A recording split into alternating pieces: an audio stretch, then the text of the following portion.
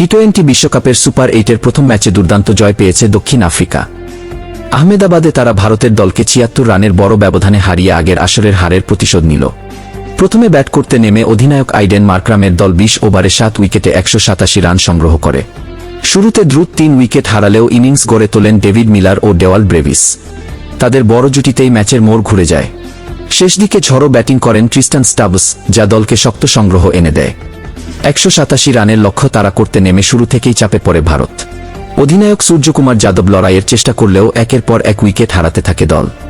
শেষ পর্যন্ত মাত্র ১১১ রানেই অল আউট হয়ে যায় ভারত। বল হাতে দাপট দেখান মার্কো ইয়ানসেন ও কেশ মহারাজ, যারা ভারতীয় ব্যাটিং লাইন আপ ভেঙে দেন।